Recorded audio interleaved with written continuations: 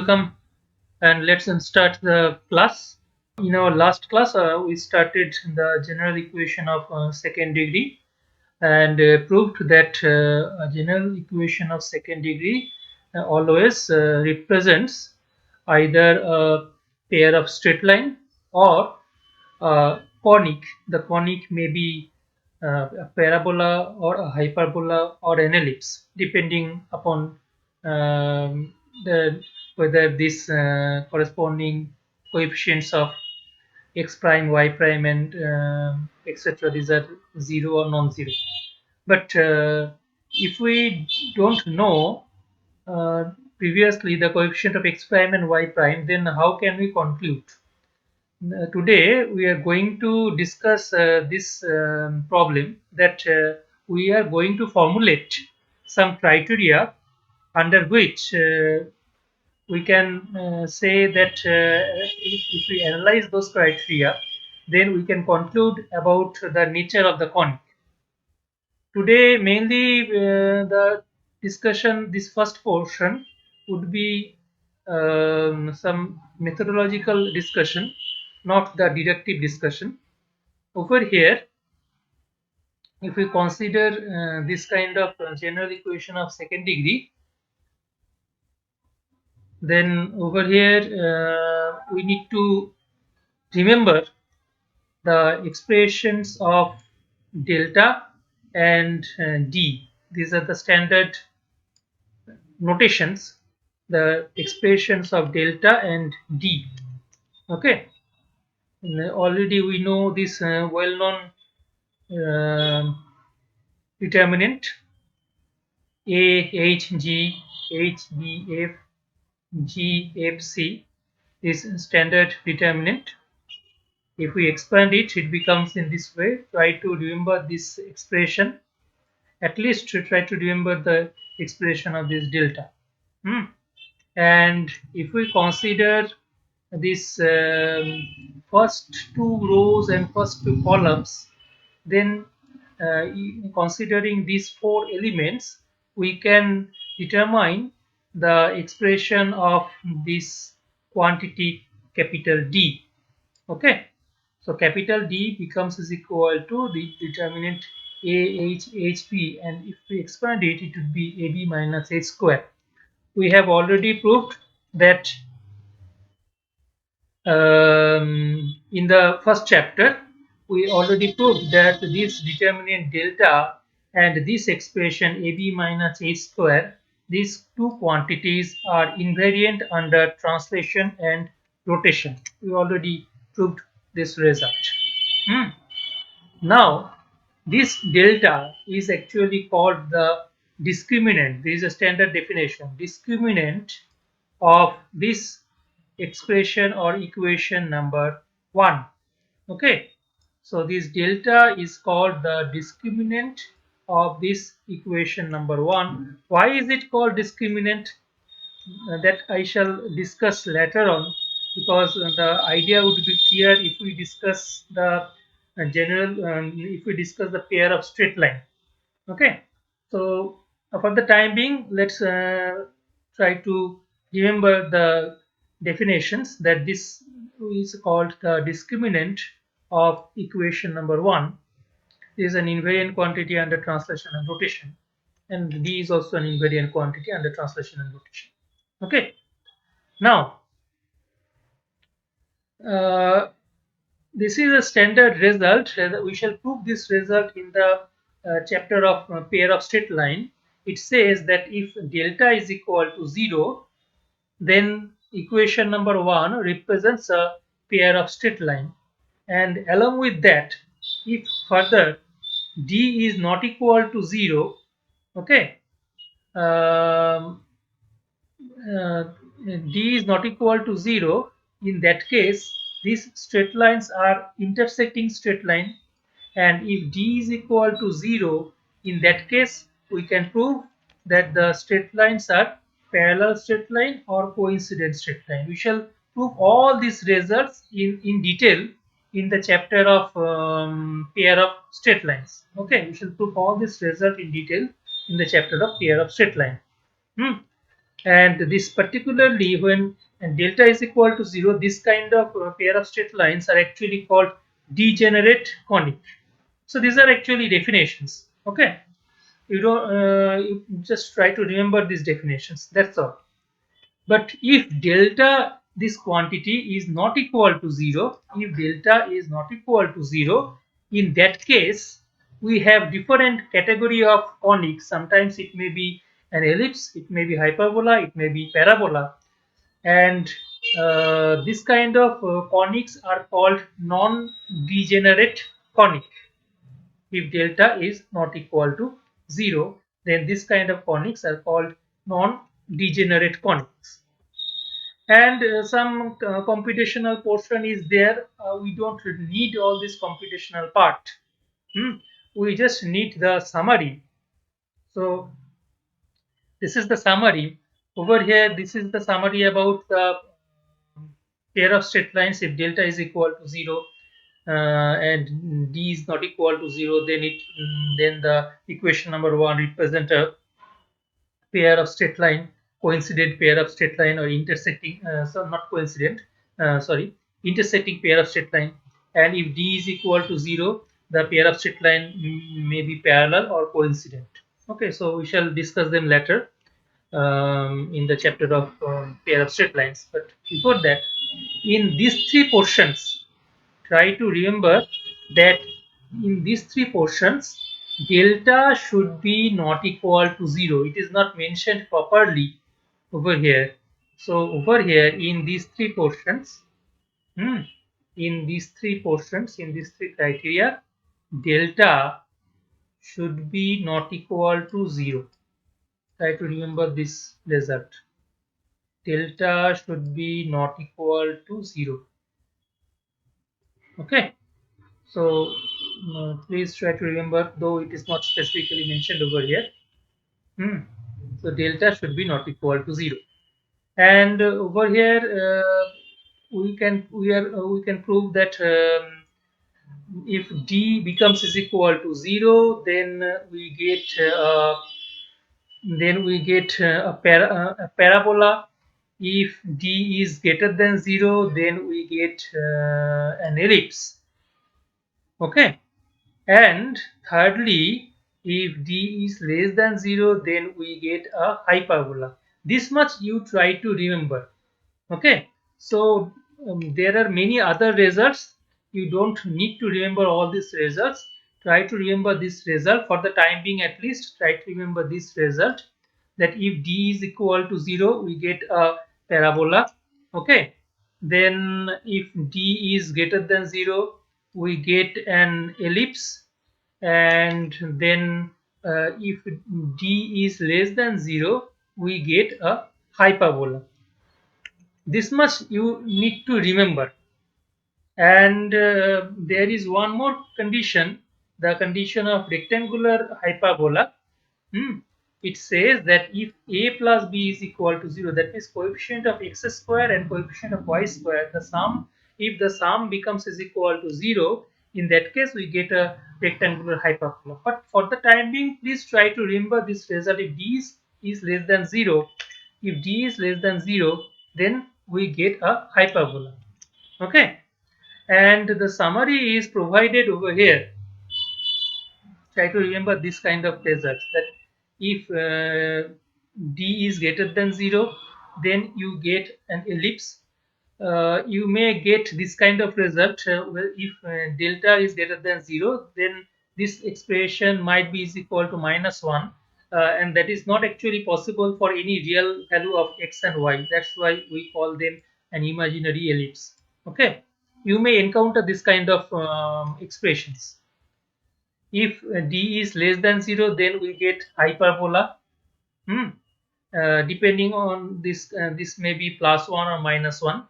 In both of these two cases, we get hyperbola. And if d becomes equal to 0, then we get a parabola. Along with that, if delta is equal to 0, we get pair of straight lines. So I am not discussing all these results. If delta is equal to 0, I shall discuss in the detail about these results in the chapter of pair of straight line. Okay, so try to remember these cases that has been highlighted over here. That it in the table is already there in your book, the book of Ghosh and Chakraborty. Okay, so try to remember all these results as much as possible, because these results would be helpful in order to directly conclude whether a um, given second degree equation represents an ellipse or hyperbola or parabola. You will get this kind of objective questions that may have either 2 marks or 3 marks, and you will have to compute the expression of delta and the expression of d from the given equation, and ultimately uh, you have to conclude whether this is an ellipse or hyperbola or a parabola. Okay, so objective questions would come from this part. This is one kind of problem that can be selected from this portion, and these are the corresponding canonical forms of the uh, of this ellipse, hyperbola, and parabola. Hmm.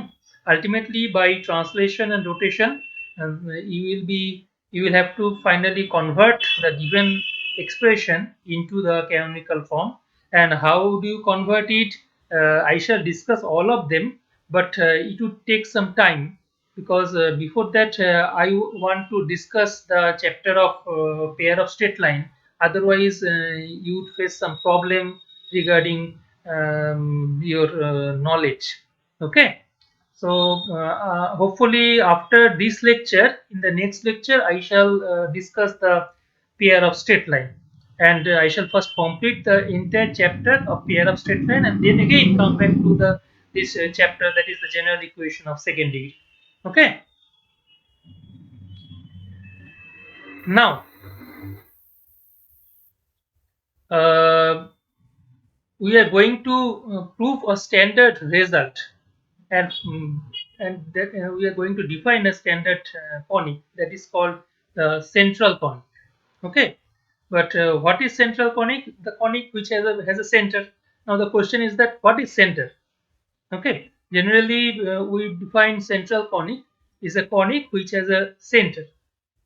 Okay, now the natural question that comes in our mind is the what is the definition of center? So let me define it in this way. Suppose um, let me try to draw a picture for you. Suppose we have a conic, and this conic, suppose this kind of conic is this. Uh, Let me draw over here. Suppose we have a conic. I am drawing an ellipse for you. Hmm. These are the two axes.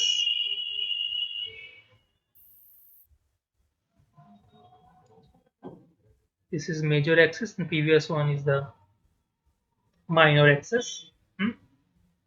And we say that a point is a center. Suppose over here the pink color is not much good. Let me draw through this color. Suppose this is the point. Hmm. And we say that this kind of point is a center provided any straight line through the center. We are trying to draw a straight line. Any straight line, any arbitrary straight line, whatever kind of straight line through that point. Hmm. The property of the point is that if we try to draw any straight line or any chord through passing through this point, then the chord must be bisected at this point. That means এই পয়েন্টে chordটা bisected হবে, দুটো পার্টে divide হয়ে যাবে, সমান equally দুটো পার্টে ডিভাইড হবে. Okay, this chord would be bisected. That means suppose this is the point capital A. Suppose this is the let us call it the point C. Hmm. and this is the point, suppose capital A. This is the point of intersection. Suppose this is the point capital B. Okay. So the distance between A and C and the distance between B and C, these two distance must be same. Therefore, the distance AB, this distance AB must be equal to the distance BC. Oh, sorry, not AB. I made a mistake. Sorry. The distance AC must be is equal to the distance BC. Okay. If it is true for any arbitrary chord, that means chord may be like this or maybe in some other direction as well. Okay. Whatever be the direction, the distance AC must be is equal to BC. If such point C is there, then only that point C is called the center of that particular conic. Got it? Then only that point is called the center of that particular conic. Otherwise, the conic would not have any center at all. For example, if we draw a hyperbola like this, hmm, then that hyperbola would have a center over here. That would be actually the point of intersection of the this kind of these two axes, the x-axis and y-axis. And if we try to draw any chord through that point, if we try to draw any chord through that point, sorry, the chord is not good over here. Yeah, it is more or less like a straight line. So if we try to draw any chord that line, in that case the chord must be bisected. That means this criteria would be satisfied. AC must be is equal to BC. That's why these two kind of conics, that means ellipse and hyperbola, these two kind of conics are called central conics. Got it? And in case of parabola, you would not get any such point, you would not get any such center. That's why this kind of conics are called non-central conic. So basically conics are depending on the center, conics are mainly divided into two parts. One is central conic and another is called non-central conic. Now is it clear to you the definition of center and the central conic? Is it clear? ব্যাপারটা clear হলো তোমাদের কাছে? কারো কোনো question আছে?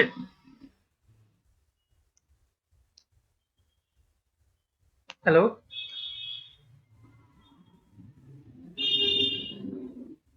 is it clear to you? Yes, sir. Only I got only one response. Anyway, hopefully it is clear. So let's continue. Now I am going to discuss a property of a central conic. What is the property? It says that in case of a central conic,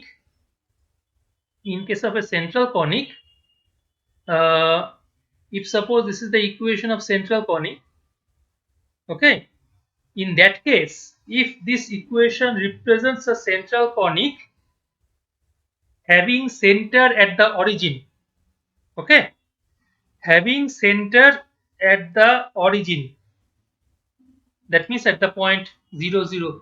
This suppose this is the central conic whose center is situated at the origin O, suppose, okay.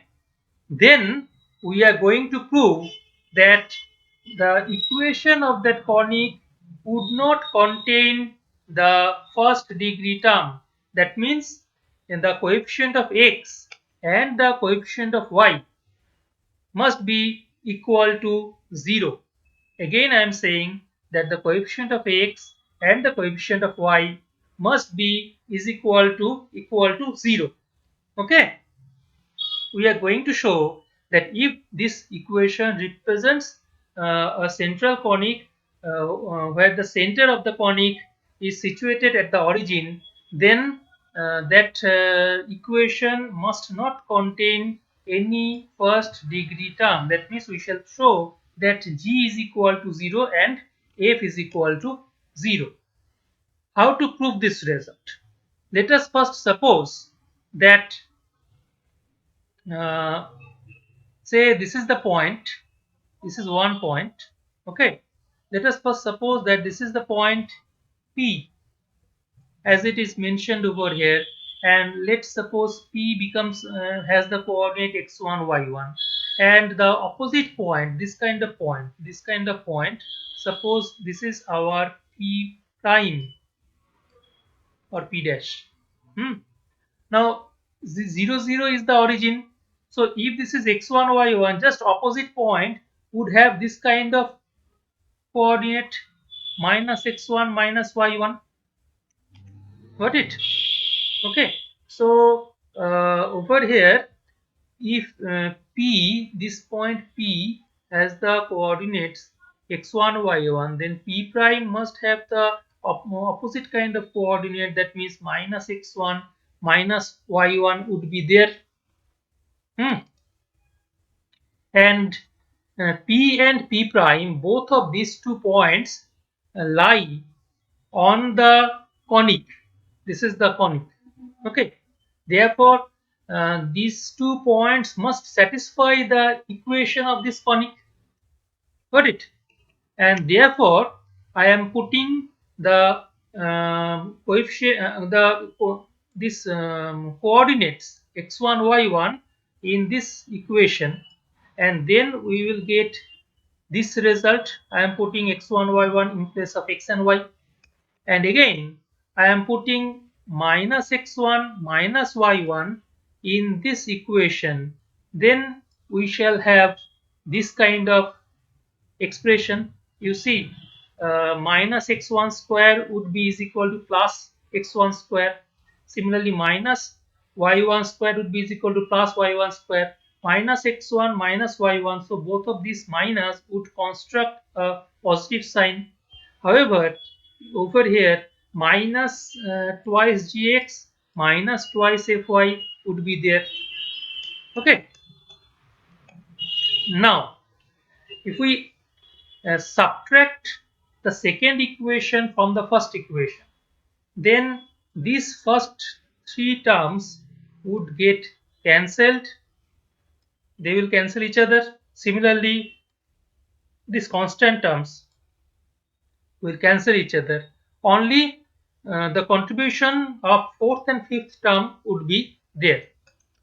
Okay, so what would be the contribution? We shall have 4gx1 plus 4fy1 is equal to 0. Forget about this 4. So we have this result. Forget about 4 because 4 is actually constant quantity. It will cancel out. So ultimately we will have g into x1 plus f into y1 is equal to 0. Now you see over here, P is any arbitrary point on this conic.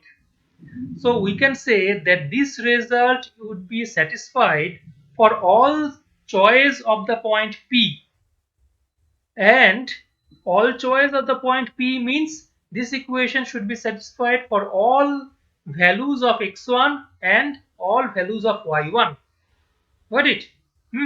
And it means that this expression is an identity.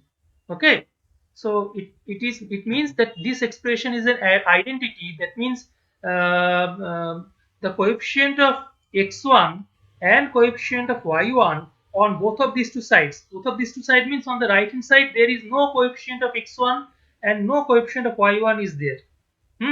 So similar coefficient, that means coefficient of x1 and coefficient of y1 should be equal. It means that individually this coefficient of x1, that is actually g, and the coefficient of y1 means f, that should be is equal to 0. Got it?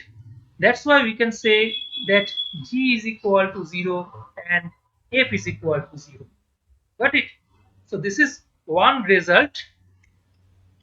This is the one technique by which we prove that g is equal to 0, f is equal to 0. There are other many techniques that is available in different books. Hmm. Now, first of all, I am trying to ask you that whether is it clear to you the proof? ব্যাপারটা তোমাদের কাছে clear হলো? কারো কোনো question আছে? Hello, please respond. Do you have any question? No, sir. Is it clear to you, everybody? Yes, sir. Yes, sir. Sir, clear. Okay, so let me continue. I'm not discussing any other technique, and please don't write anything in the message box because I am not able to see all these messages. Hmm. If you want to say anything at all, you please tell unmute yourself and tell me what is your problem, whether you agree or whether you understand or you don't understand anything at all. Okay. Now, Okay, sir. now So, so whatever we have that g is equal to 0 and f is equal to 0. Hmm. G is equal to 0 and f is equal to 0. Therefore, if g is equal to 0 and f is equal to 0, so we can say that the equation of a conic having center at the origin would not contain any first degree term. It would ultimately contain only second degree term along with a constant term. It would not contain any first degree term. Got it? Now, let me clear these pictures. Hmm. Let me clear these pictures. Firstly, let me off these pictures because this would be helpful in all subsequent discussion. Now, I am trying over here. Now, um, I am trying to deduce that suppose in the previous case what I did, I told you that the equation of a central conic having center at the origin can be written in this form. That is well good enough. But suppose the center is not situated at the origin. It may so happen that there are certain conics whose centers are not situated at the origin, isn't it?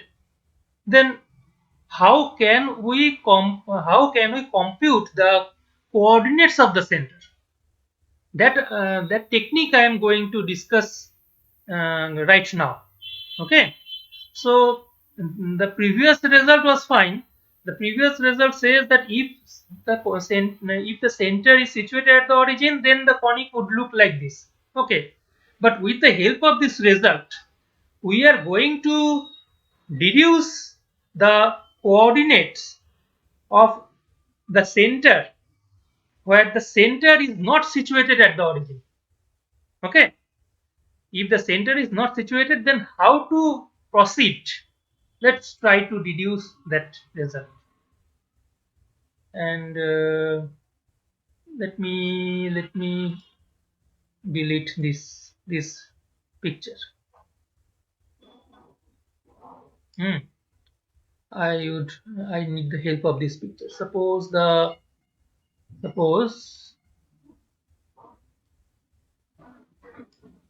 these are the coordinate axis. This is x-axis. This is y-axis. And over here, this center C is not situated at the origin. Okay, and we suppose that the center of the conic is x1, y1. That means C has the coordinates x1 and y1. Then what to do? We in that case change the coordinate axis without changing the direction. That means we apply a translation. And translation at this point C. Then what would be the translation formula? In that case, we can say that that the formula would be, say, x prime is equal to x minus x1. Got it? X prime would be is equal to x minus x1. Or in other word, we can say that x would be is equal to x prime plus x1. Got it? Similarly, this other quantity y, other coordinate y would be is equal to y prime plus y1. Okay, and if we now put x is equal to x prime plus x1 and y is equal to y prime plus y1 in this given equation, then we will have this kind of equation, okay. In place of x we are putting x prime plus x1, and in place of y we are putting y prime plus y1, and we expand this equation, and finally let me delete this portion.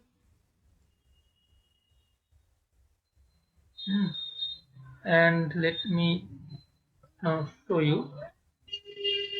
Now if we expand this expression, in that case you will find this result that you see, I'm showing the expansion for you because this expansion is important, and there is a particular technique by which, without looking at this equation, we can deduce the second portion.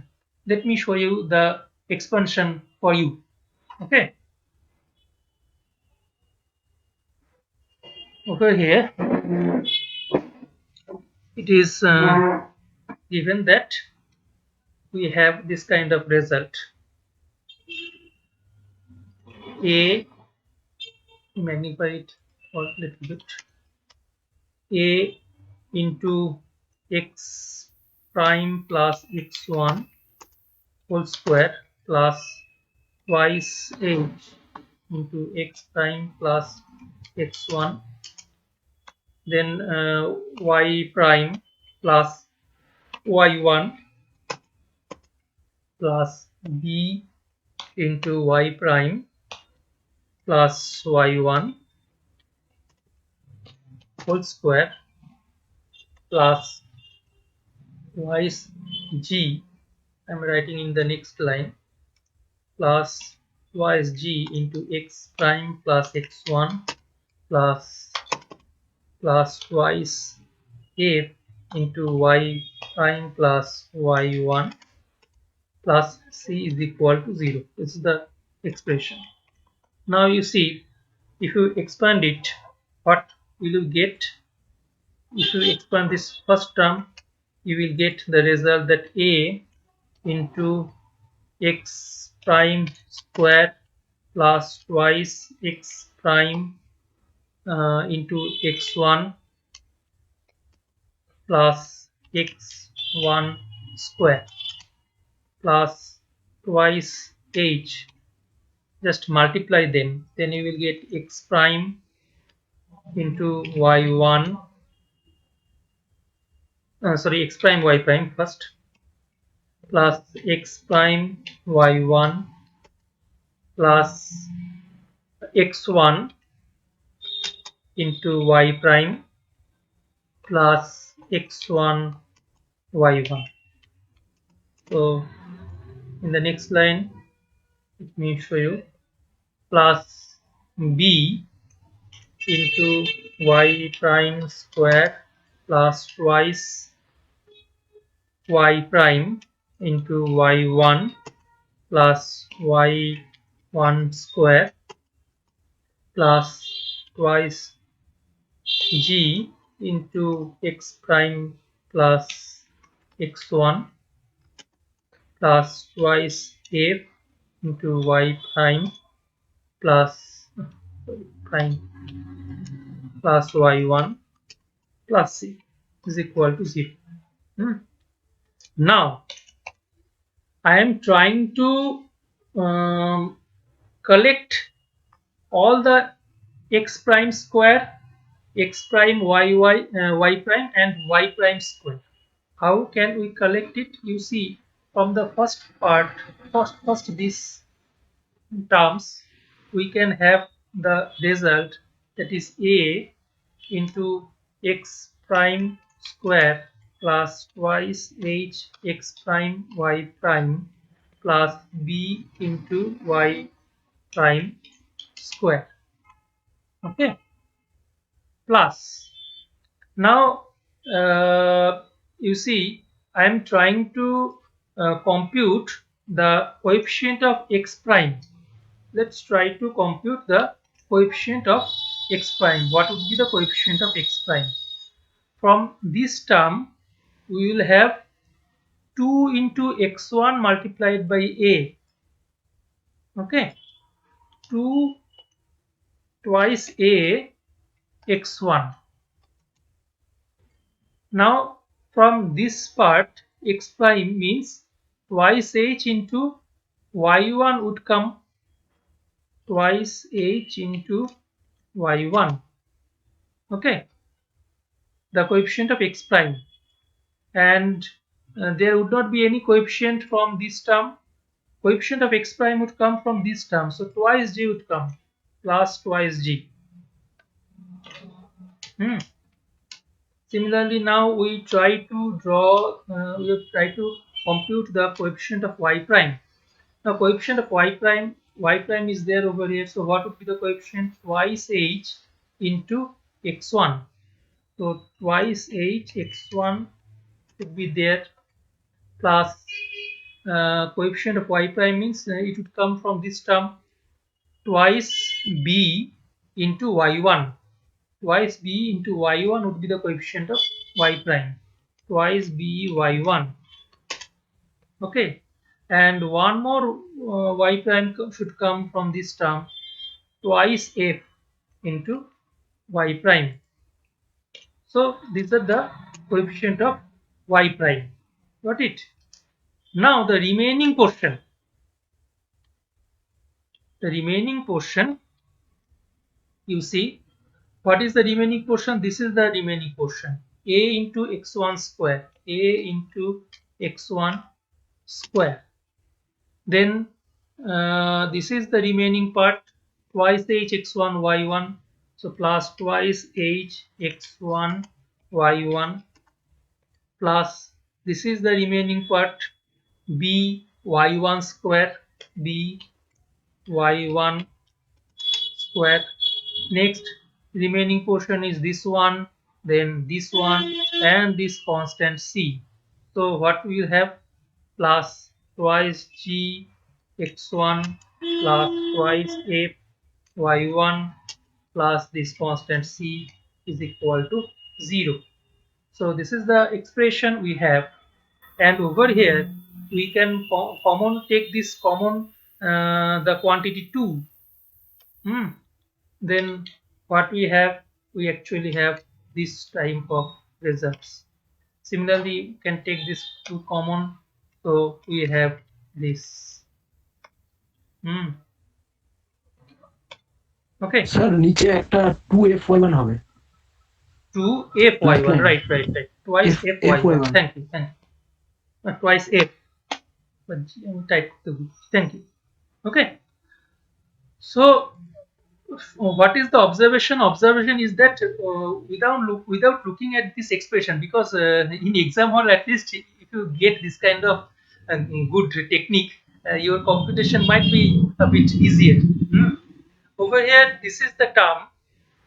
The original equation was this kind of equation: a x square plus twice h xy plus b y square plus twice g x plus twice fy plus c is equal to 0. This is the original equation.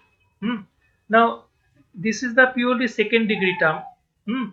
So in place of this second degree term, just put x prime and y prime. You will get these three terms. Now in this total expression, if you put x prime and y prime, you will get this term. So without looking at the first part, you can get this we can just get these expressions and these expressions. Okay. Now what is this? You know the quantity delta. You already, I told you earlier that this is the quantity delta. Where is delta? Uh, A H G. Okay, you already know this quantity delta. Now try to consider the elements in the first row A, H, and G. Okay, look at this. The coefficients of x1 and y1. This is A, this is H, and this is G. Okay, so if you remember the first row, you will get these three elements A, H, and G, and this is multiplied by x1, this is multiplied by y1, and this is actually multiplied by 1. Hmm. Again, in order to remember this expression, you consider the second row H, B, F. Okay, look at this H, and then this is B, and then we finally have F. So if you can remember the determinant delta, I think it is easy to remember this determinant, these two expressions, this and this.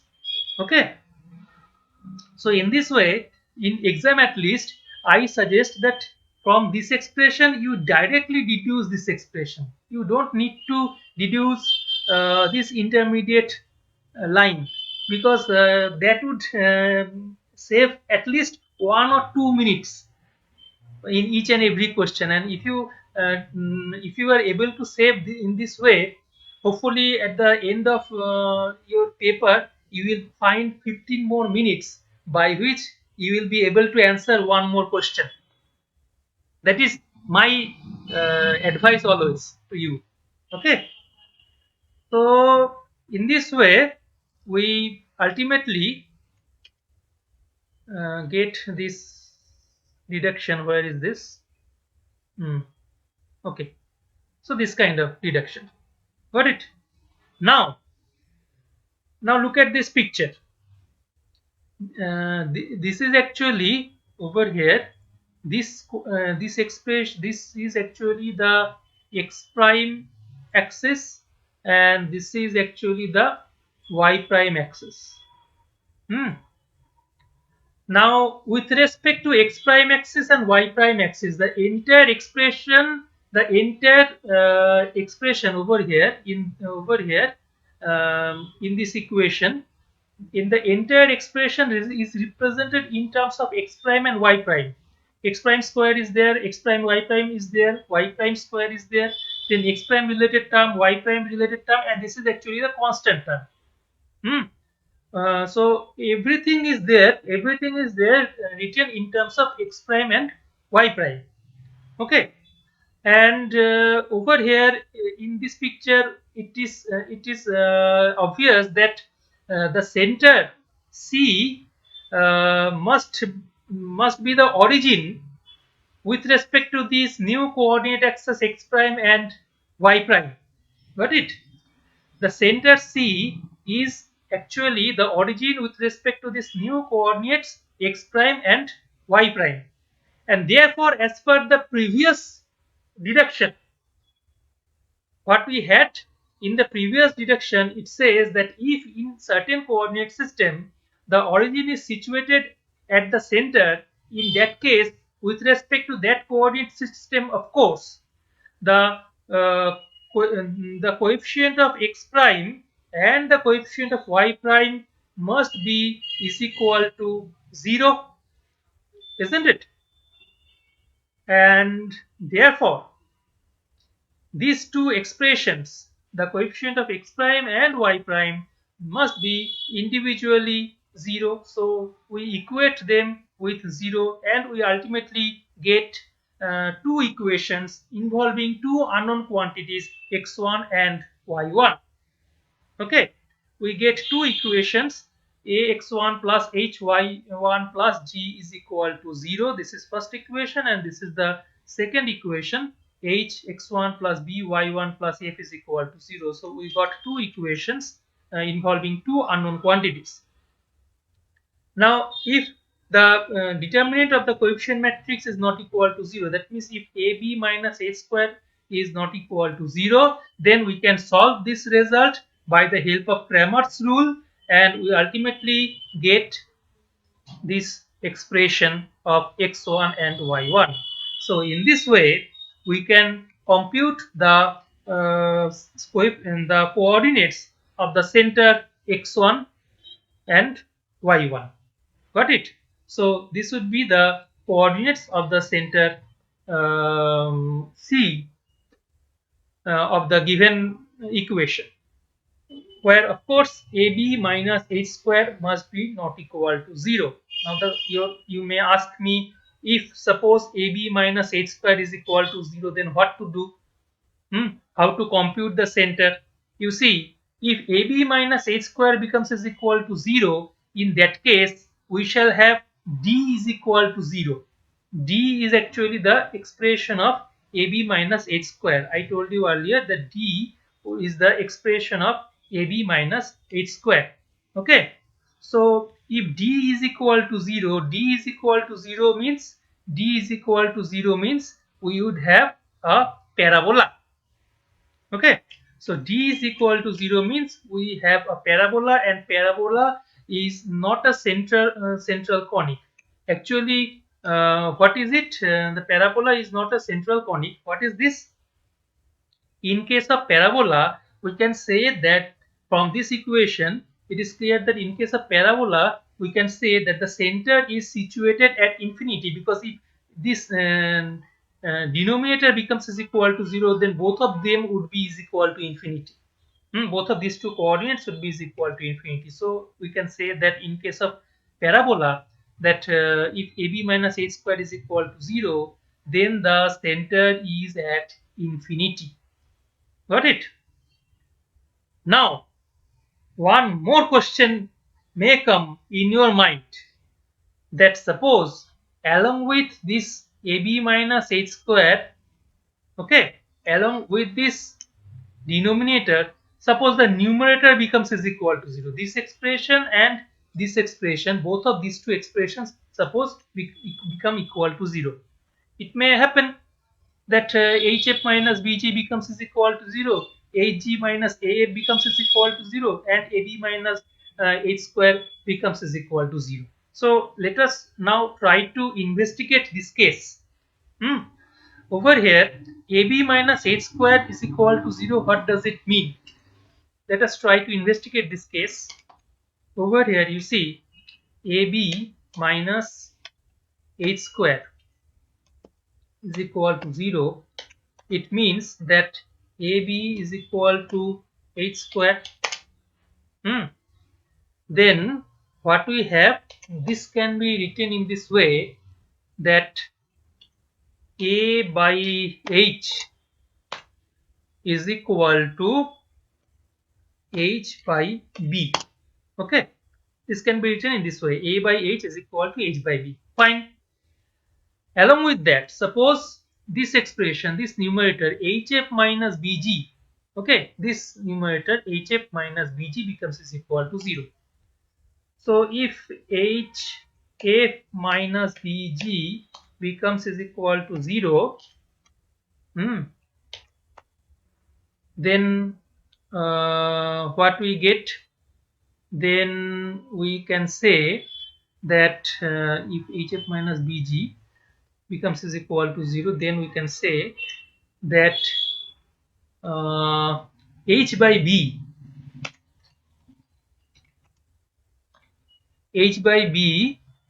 would be is equal to G by F.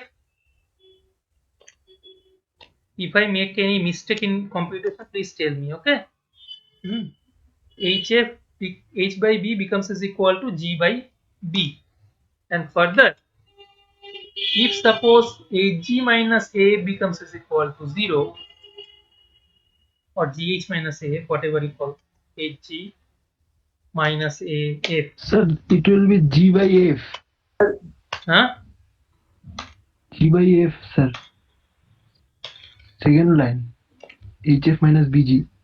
HF minus BG. Oh yeah. It Thank you, comes G by A.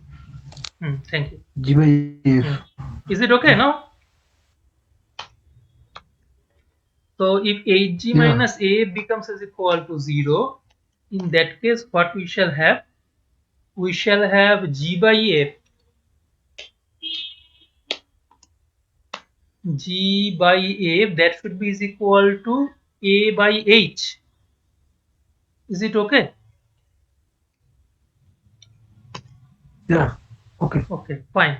So now we try to combine these three results. If we combine these three inequalities, this, and this, then we have, then we can finally summarize them, and we shall have that A by H, that is equal to H by B, and that should be is equal to G by F. And over here G by F, that is actually the third term, that is equal to A by H, that is actually the second term. And for the sake of discussion, let us suppose that this is equal to our K. In that case, it means that A should be is equal to K into H, and H H would be is equal to K into B, and G would be is equal to K into F. Okay, and therefore these two equations, this expression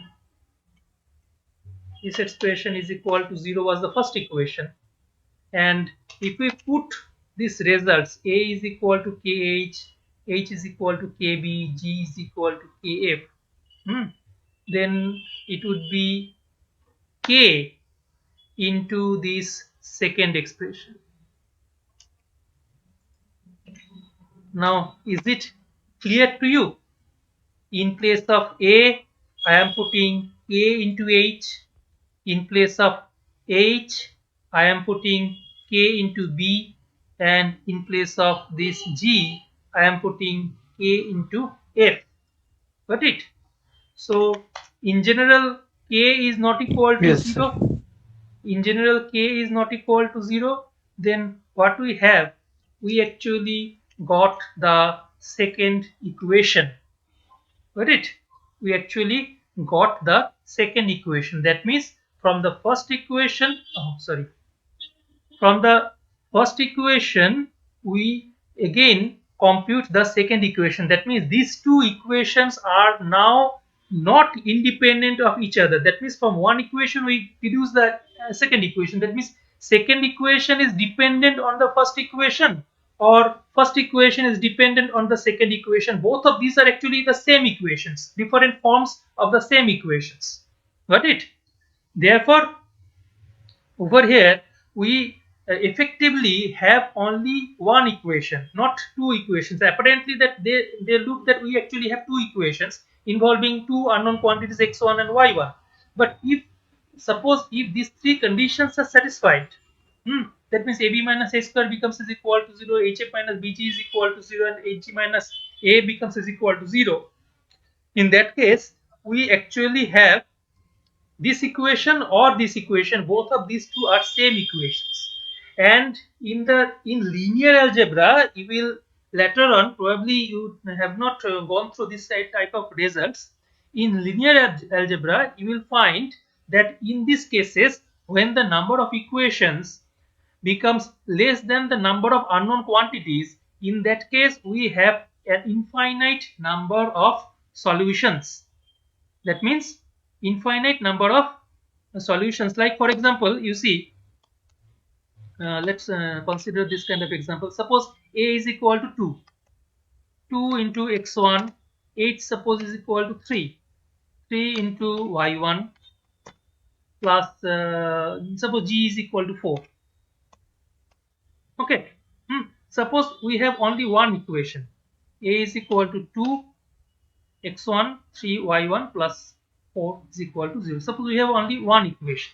Okay, and in that case, if we have two unknown quantities, one is x1 and another is y1. Okay, in that case, just put over here, let um, just put x1 is equal to 1. Then what would be y1? Is there any y1 satisfying this relation? Answer is yes. The How can we compute the expression of y1? Y1 would be is equal to uh, minus with this negative quantity 4 plus 2x1 divided by 3. Okay, so if you put x1 is equal to 1, in that case the value of y1 would be is equal to this kind of expression. Just put 1 over here, so minus 2 plus 4, that is 6 by 3, that is actually is equal to minus 2. So y, if you put x1 is equal to 1 and y1 is equal to minus 2, this equation would be satisfied. Again, if you put x1 is equal to say 2, then what would be y1? You see, again we shall compute y1 from this relation. So y1 is equal to what would be the expression? Expression would be now is equal to minus 4 into plus minus 4 plus 4 divided by 3, that is equal to minus 8 by 3. 8 by 3. So in this way you can put x1 is equal to 3, x1 is equal to 4 and so on. You can input infinite values of x1 and ultimately you will be able to compute all such possible corresponding y1 that would satisfy this equation. That means this equation over here we have only one equation but more than one number of variables. Okay, so in such cases it is always possible to compute infinite number of solutions and you will get different such conditions in the case of linear algebra when you study the linear algebra. I am not going to the linear algebra right now. Okay, so that was our my objective was to show that there are infinite number of solutions of these two equations. Although it looks that these are two separate equations, but we can prove that these are actually same equations in different forms. Okay. So effectively we have actually a single equation and it has infinite number of solutions. Okay, and all the solutions, what are the solutions? As per the construction, the solution of this equation was supposed to be the our centers. Okay, এই solution গুলোকে তো আমরা centre বলছিলাম তাই না, x1 and y1, these were the centers, the coefficient of the centers.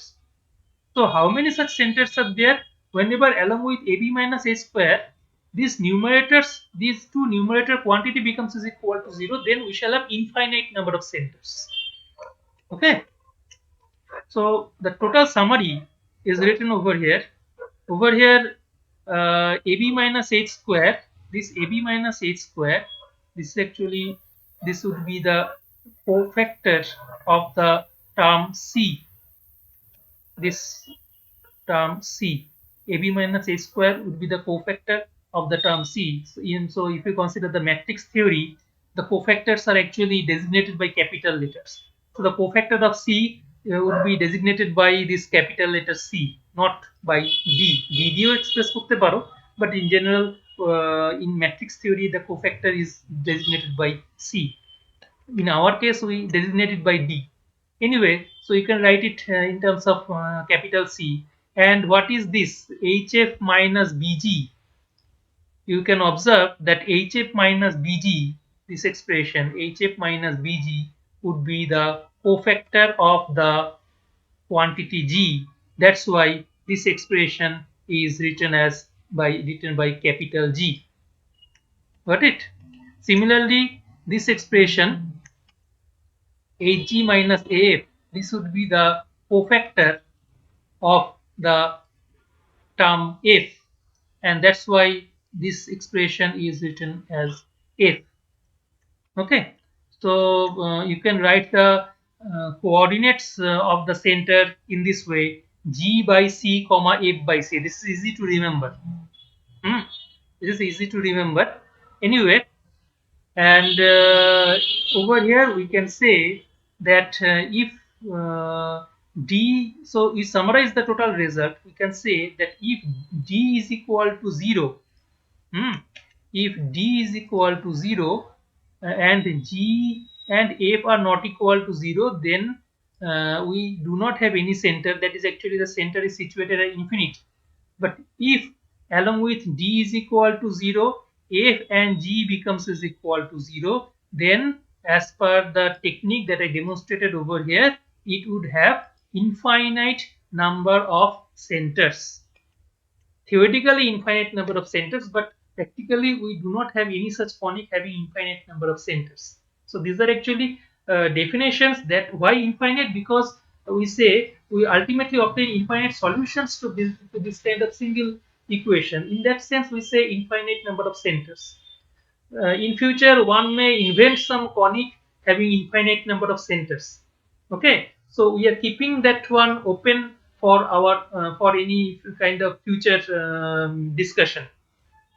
And there is one more result. I don't know whether you have the idea of partial derivative or not. But in terms of partial derivative, one result is there. I am currently not going through the detail of this result. Later on, whenever you will find these partial derivatives and all, I will again come back to this result. Okay. The coefficients, these two equations are can be actually deduced from partial derivatives. These are actually expressions of partial derivatives. Later on, I shall discuss all of them. So currently, this much I wanted to discuss in today's class. Okay. Now, thank you for being so patient. And now, if you have any question, you can ask me. Otherwise, my lecture is finished. Thank you.